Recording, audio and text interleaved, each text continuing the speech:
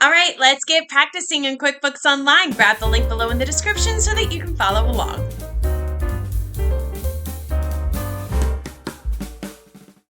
All right, here we are in the QBO gym, and the QBO gym is a place where we have numerous varied exercises that simulate real-life scenarios that you may encounter as a bookkeeper. Every single month, we come out with new exercises for you to practice and complete and break it down for you into 4 different sections. So today we are going to be working in the September strength training section where we really focus on prepayments. At the top here is an animated video that tells you what you're going to be doing that month for Craig. He is our fictitious business owner.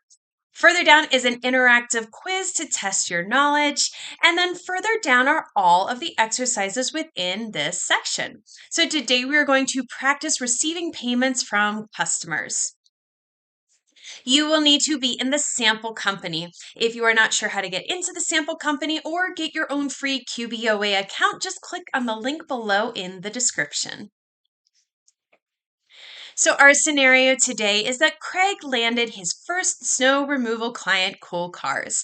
Craig will be clearing their customer parking lot and the sidewalks at the dealership. Craig needs to spend a lot of cash up front on casual labor, ice melt, and rock salt, so he wants to require a prepayment for all of the snow removal customers. Craig decides to collect an upfront deposit of $1,000 from Cool Cars and asks you to bill against it as the services are delivered. So there's 2 different ways to handle this scenario: the receive payment method and the unearned deposit method. So we're going to cover that first one, that receive payment method, in this exercise. So just a note here before we get started, the receive payment method is best used when the job is not going to carry over from one accounting period to the next and there's no outside reporting. Unfortunately, with snow removal, there's usually snow removed in December and then the following year in January. So in this scenario, if their accounting period is January to January, that year, it would not work for this particular scenario. The unearned deposit method would be better. However, a lot of smaller companies like Craig's use the receive payment method, so we're going to take a look at that method first in this exercise. A note here that in order to use the receive payment method, automatically apply credits needs to be turned on in the accounts and settings.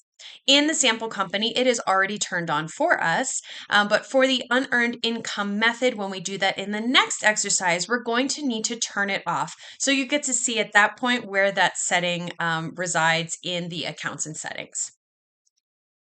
So let's go ahead and get started here. We're going to first click on the plus new button and then select receive payment. So here I am in the sample company. This is the dashboard.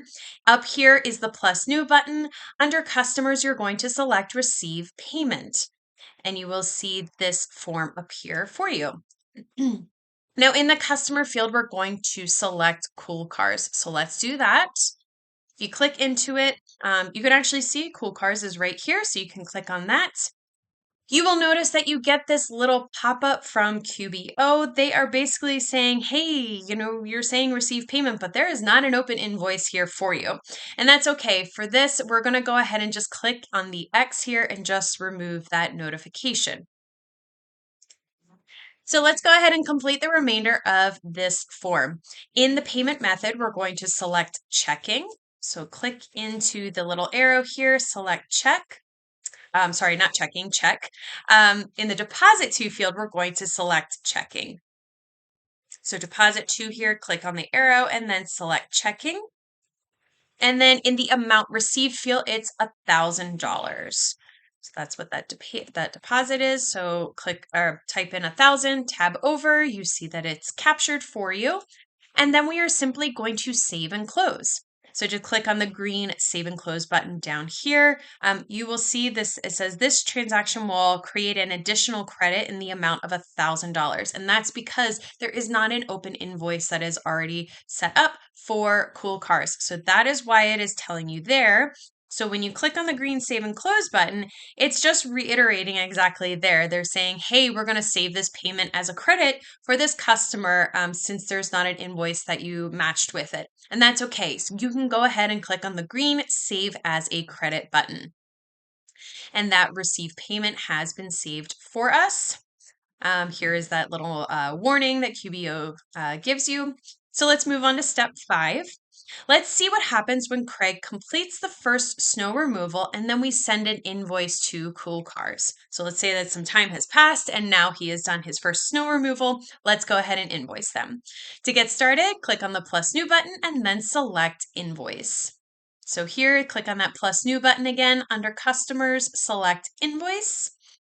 And this will appear, so we need to fill it out. In the customer field, again, this is Cool Cars, so let's put that. Click into it and you'll see Cool Cars right there. Select them, their information comes up. In the product and service, this is going to be under, we're going to select the account landscaping, maintenance, and repair.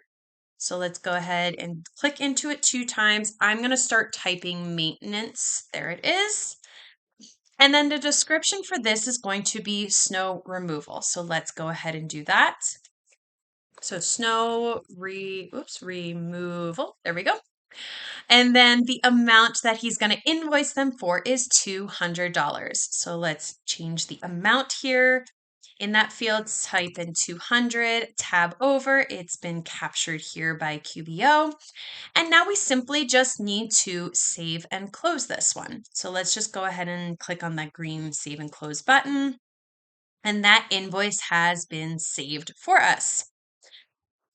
You may have gotten this little pop-up here. It just says that, again, it's just reiterating that QBO automatically applies the credit of that $1,000 deposit to pay for the snow removal invoice. So if you got this little message, you can go ahead and click on the green OK button. So let's take a look at the Cool Cars account to see what happened. In the left-hand nav bar, we're going to hover over customers and leads and then select customers. So over on this side, hover over customers and leads, select customers. And now we are just going to look for Cool Cars and click on their name. So here it is right here. Whoops. Right here is Cool Cars. You can click anywhere on that line. You will see their customer profile appear for you. And just a note here to talk a little bit more about what you're seeing here and what kind of to expect with this. So the great thing about the receive payment method is that when a customer is invoiced, the invoice is automatically paid, as you saw before. If we look here, there's that credit.